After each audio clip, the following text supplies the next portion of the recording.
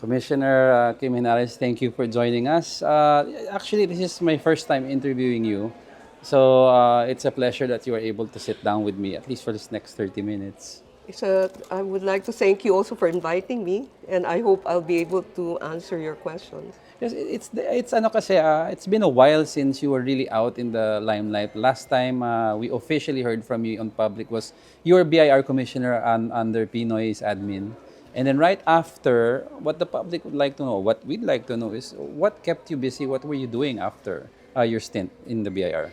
Well, I still have my participation in international think tank on tax Yes. reform. No? So, and I would speak. They invite me to speak sometimes. So, like tomorrow, I'm speaking in a forum of the United Nations. Then I'm semi-retired in the sense that I have select client. Okay. So I practice on my own. I work from home. So I don't have overhead. So it gives me a freedom to choose my client. Okay. Because I cannot just accept any client. No? Yes, yes, The yes. client has to be willing to comply with the law. Otherwise, I don't accept them. So you vet them. You just don't like yung mga iba na kuha lang ng kuha ng client. Yeah, yun. I vet those clients. So, And recently, ma'am, you were in the news for throwing your hat in the race for Ombudsman, among several other names. What made you decide to throw your hat in the ring? Well, I decided to throw my hat into the ring is because I want to convey the message that still want to serve the country. No? At the end of the day, all of us has our country's interest in our heart. That's no? right. And for the past few years, whenever people meet me, they would always ask me why am I going back to government or whatnot. No? My reply is it's not really up to me. No? It's Yes. really the president, the appointing power, and I've never been invited to join any administration. No? So this is applying is just to convey that I'm offering my help. If you want my help, then this is it. If not, then that's fine. Several questions came up, like knowing about your not political, but the last admin you served was, of course, from the late former President Benigno Aquino. Yeah. And now they're saying, teka lang, ba't niya sinubukan kay BBM, PBBM? May, di ba, may tax issue na nga yan, magkasalungat sila ng supposedly dilaw ang term niyan. He has a different it's a different side altogether. So, were these things you considered before throwing your hat in the ring? Well, for me, it's serving the country. It's not serving any person. No? Even during the time of Pinoy, it's really to serve the country. It's just that our objective and the President Noy Aquino's objective just jive. No? So we work well together. So in this instance, and first, I'm not a political person. Yes, I'm not yes, a member of any political party. No? I just work hard because I believe that all of us have to, instead of complaining about our country, maybe we should do something to help it. So during the time of Pinoy, I was given the opportunity, which I took. No? Yes. Now, this is an opportunity to just offer the help. Yeah. If they want my help, Yeah. if not, okay rin. So at least we got that out of the way. But you instituted several tax reforms during Pinoy's time. Yeah. Looking now at the current setup of the BIR and their efficiency sa tax, some would say na medyong parang nag-regress of the way things were handled. Now, what is your take on that? Because we'd like to also pick your brains on ano ba ang nasa isip ni Commissioner Kim Henares? Well, isang reform na ang parati kong naririnig na reklamo is tatad ng letter of authority yung mga taxpayer. Yes. No, hindi pa natatapos yung isang audit nila, meron na naman silang letter of authority. Yes. No? During my time, to the last year of my term, I issued a order wherein I said, you can issue, let's say a taxpayer, you issue a letter of authority on year 2010. Yes. You can issue a second one on 2011. But you cannot issue a third one on 2013 unless you tell me that there's fraud or your assessment should be big. Yes. And if your assessment is small, then you have to explain why did you issue a third letter of authority.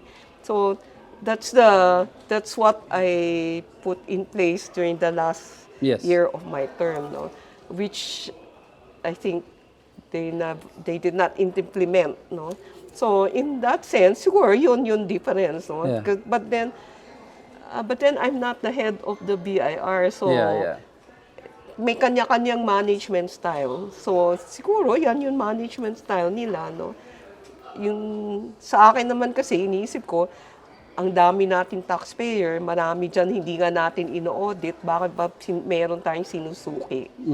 Yes. Diba? Yes. So siguro yan yung difference ng style namin. No? Pero hindi ko naman pwedeng sabihin mali siya, hindi ko naman pwedeng sabihin tama ako. Kanya-kanyang style yan management style. Yeah. Diba? And of course, the goal also of our talking is also to refresh the public about who you are.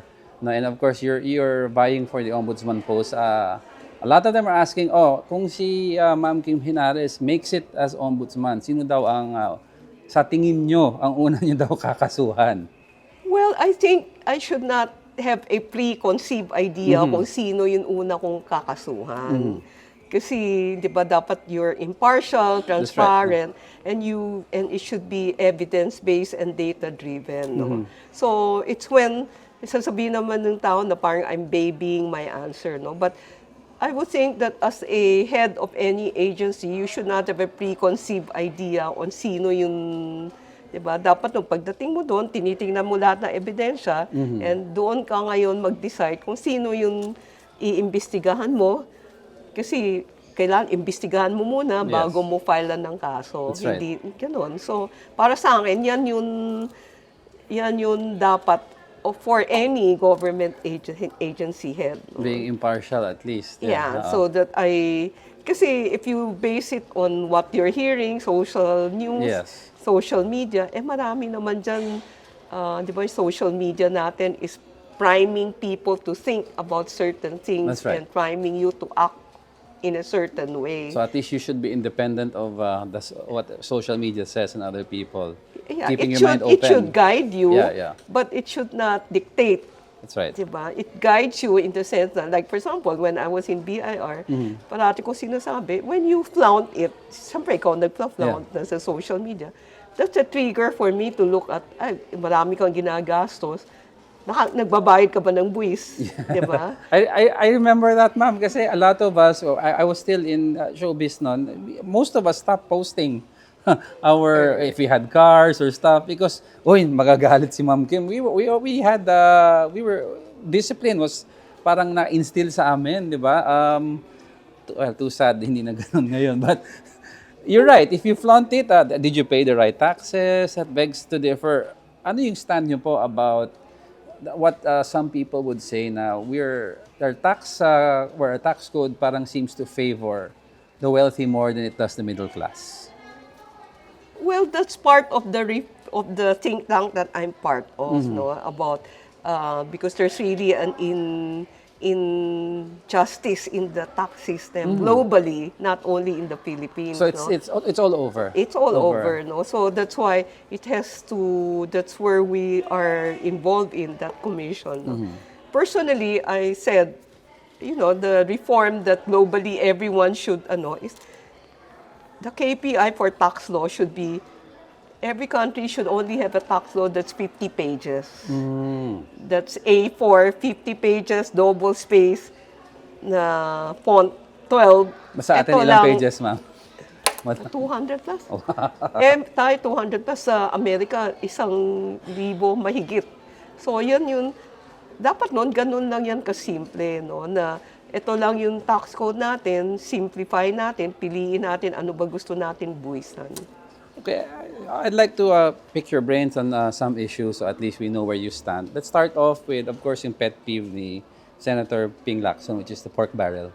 He has mentioned that nawala nga ang pork barrel, meron naman AKAP, may mga ayuda, meron yung magic fund ng DPWH, and Are you for or against certain politicians having access to these ayudas, or should we abolish that altogether and leave it to the executive?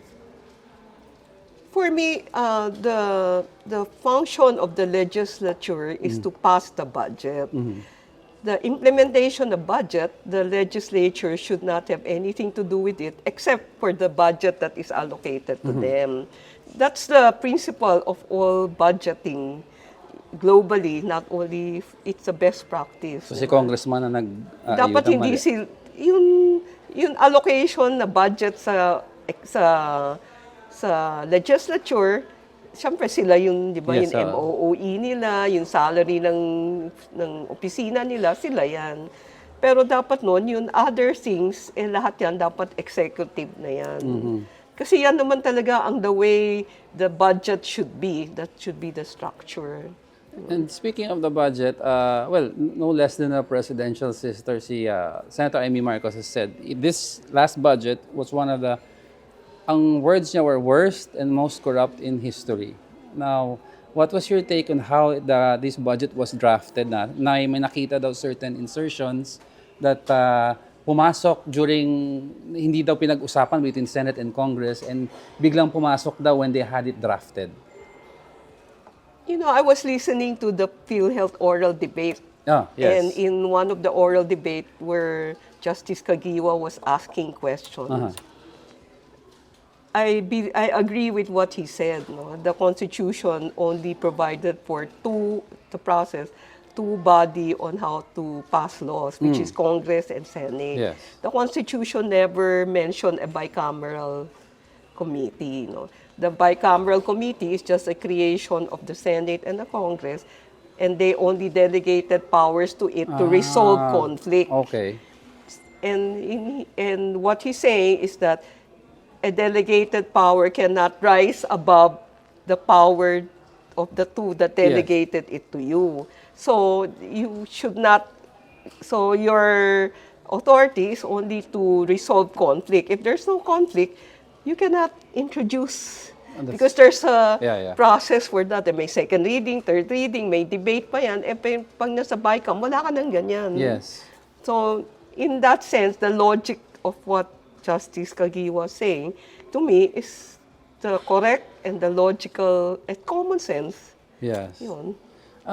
Another issue I'd like to ask you about is, well, several administrations have come and gone, and with the promise of cleaning up sa customs, and it seems like hindi daw magawa-gawa. Senator Ping Lacson was calling for a full automation of the customs, of the whole system, para maging deterrent from those who want to corrupt it. Ano yung take mo that how can we finally resolve this issue? Well, Of course, without putting in jeopardy your No, what I'm saying is that, you know, for as long as the money you will earn from corruption, it's much higher than your salary, there will always be that temptation. No? That's why, diba, we were talking before the show about young people, my saying young people should not go to government right away, but to work outside first. Yes, I read that, yes. Yeah. Because for me, because when you go to government, there's a lot of temptation. And actually, government is not a good training ground in terms of work ethics. Okay. Because it's a bandy clock thing, 8 to 5. Yes. People does not, there are some people who work hard, but as a general rule, in fact, when you go to BIR, 5 o'clock, they're all waiting out. Nakapila na. Para mag-bandy clock, di ba? Kaya meron kaming CCTV dati na para i-monitor, para hindi kayo nakapila, na, di ba? So, yan yung problema, di ba? For me, you should go out, develop your work ethic, train yourself to be competent, and build your character. Because it's only that, and your finances, so that when you go to government, it's really to serve the country. So it's public service talaga. talaga. And you will have the strength to resist temptation. So yan yung, unfortunately kasi, ito yung problema ngayon among the youth. our society is becoming too materialistic. Yes. Diba? Sabi ko nga, unlike before, when I was in BIR, we wanted to have young people come in because supposedly you bring idealism. Yes. But unfortunately now, I'm hearing that in BIR, it's the young people that's nagmamadali. They're the one who's... Well, it's So this new to me, generation. parang nasira yung concept ko na yung young people nagbibigay ng idealism, yung pala hindi. So maybe it's because nga the society now is being too materialistic. But I'm not saying all young people are like that. Yes, but yes, yes. but young people should do an introspective and think about that. You mentioned, well, first of all, yung sweldo sa government service is not that high. Do you think it's about time we adjust it? Because The government for some- salary is already the same as entry level in private sector. so you think it's enough? It will never be enough because the corruption money is much, much bigger. But you think it's, let's say, if I were a CEO of a company and somebody would want me to go to central bank, you think- Central Bank, they earn 34 million. Million. You don't use the You answered Central my Bank as an question. example. You should use the other... How about the executive department, like president down the line to the Ayan, secretaries? it's really service. I mean, on the top, Yeah. what you would earn in the private sector is much, much higher. Mm. So you either go to government because you want to serve, or because you are going to get a lot of money from corruption. But I would like to presume that they're there because they want to serve the country. So it's like you're saying, to address corruption, we have to go to the root of it. We tap into the ideals of this generation and maybe work from there. Actually, I think it's really a value system that we have to reform in the Philippines. No? I always say the reason why we're like this is because we don't have a concept of love of country. We have a concept of being regionalistic, but we don't have a concept of love of country or being a Filipino. We have a concept of being an Ilocano, a Cebuano, Yes. a Bisaya, a Tagalog, but not the concept really of being a Filipino. Parang today's youth, I notice, are more enamored with the concept of being from the West or from the US. So with that, I'd like to ask, how do we then instill the values of making them feel like it's, I'm proud to be a Filipino? How do we do that? Actually, when I meet priests before, I always talk to them and I said, there's only one thing I would like you to advocate.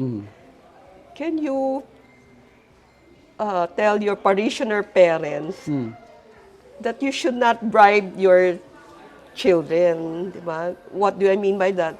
Nowadays, you cannot prevent naman these young people to be materialistic because nowadays parents will say to their children, get good grades, I'll give you an iPad. Get good grades, we'll go abroad. Okay. Unlike before, diba? Kasi for me, you say you get good grades because that's for your future.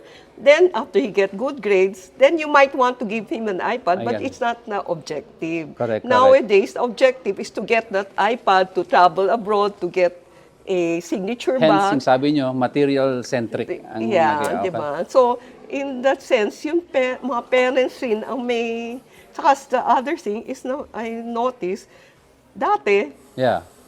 the parents is the one that rules the family. If the parents said, don't do that, everyone don't do that. Now, it's the children that is being followed rather than the actually- children, than the parents. So for me, you lose the hierarchy, command hierarchy. So nagguguluhan na rin yung hierarchy sa society, sa Yeah. government. I diba? actually agree with you on that. Being a parent, it's really hard. But another issue that's been hounding us, for both young and old, ma'am, is yung online gambling. You've had both the upper and lower house have drafting their own version. Some have regulations. Some, si Congressman Shell Jokno said, let's just tax it.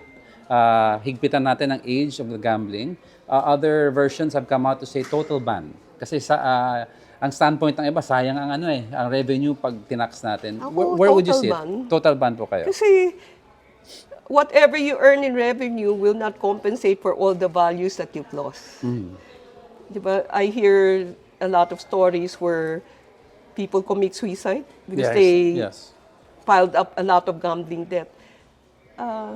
A person's lives cannot be compensated by no matter how much money. Diba? So for me, you should ban it. And in the Philippines, it's hard to regulate. When we regulate, maraming nakakalusot eh. Like Whereas, Pogo. hindi, kasi pag-regulate, pag nakita mo, siyempre, a-argue pa yan, kasama ako dun sa pwede. Yeah. O kung nangyari, ikaw yung enforcer, hihingi siya, di ba, lalagyan siya. So, sasabihin niya, kasama yan sa pwede. Whereas, kung totally prohibited, wala. Yes. Di ba, pag nakita kita, di kulong ka, di ba? Wala na tayong usap-usapan na, kasi yung regulate, yan yung breeding ground ng corruption pa eh. Di ba? And for me, gambling is really bad. So even actual gambling on site? Yeah. For me, For you? yeah, Oh. for me. Because to me, gambling, no matter how much money you earn or the government earn, it will not compensate for all the social ills that it creates. Okay, let's talk more about in the office of the Ombudsman. Looking from the outside, looking in, and seeing how they performed these last few years. If you were to be Ombudsman, what would you like to introduce? Something new? Any reforms you feel that the office may, be able to use? For me, I'd like to use technology to go and evaluate and analyze who you should be investigating and who you should call to. Diba, we have a lot of your SALN, you can put it in your in a data server Yes. and do business analytic and, Yes. and segregate it. So for these people who have small violation, is it okay to have them correct it so that we don't have to bother with them? Then the middle, then the more grave. So that it's more systematic on who you should go after. No? So for me, I'd like to introduce technology into the investigation. And the other thing is, I'd like to give fairness to both government officials and to those who are complaining. And I believe that when people complain, government need not tell because when you complain, all you have to do is look at the scenario and investigate. You need not naman tell this other person, is this person that's complaining, diba? Yeah. Because that's the fear of a lot of people who are complaining, na pag nag-complain ako yun, diba? Kasi pag nag-complain ka, scenario yan eh. Yes. Diba? So pwede kang from there mag-investigate into the bigger picture. Ano ba talaga nangyayari? Diba? How about, ma'am, yung issue ng threshold with regards to graft, yung filing graft cases? Sometimes kasi nakikita nila, minsan 1,000 or 1,000,000 pesos under the threshold of graft, hindi nakakasuhan. Dahil, for example, 50 million ang threshold. Yung isa, 49 lang ninakaw, hindi na daw makasuhan ng graft. Yun ang reklamo ng iba. Hindi. Plunder yung 50 million. Pero below that is still graft. Ganun ba diba? talaga? Kahit piso lang under that, hindi na magiging plunder yan? Kasi by law yan eh. So you think if you had the chance, and if you were Ombudsman and you were able to talk to your counterparts naman sa upper and lower house, you'd suggest to revise what is written in the law? I don't know what I will revise in any law, no. But one of the things that I'd like to do is, let's say there's a law that the reason why there's so much corruption is because there's so many things there that is a breeding ground for corruption. No? Maybe for those law, I will ask congressman and senator, can you simplify it so that people will, it's easy to follow, and at the same time, it's not subject to graft and corruption. Diba? I think that's the more realistic way to go about it. Yes. Now, if I go to that 50 million, I'm sure the congressman and senator will not pass the law. Diba? Whereas I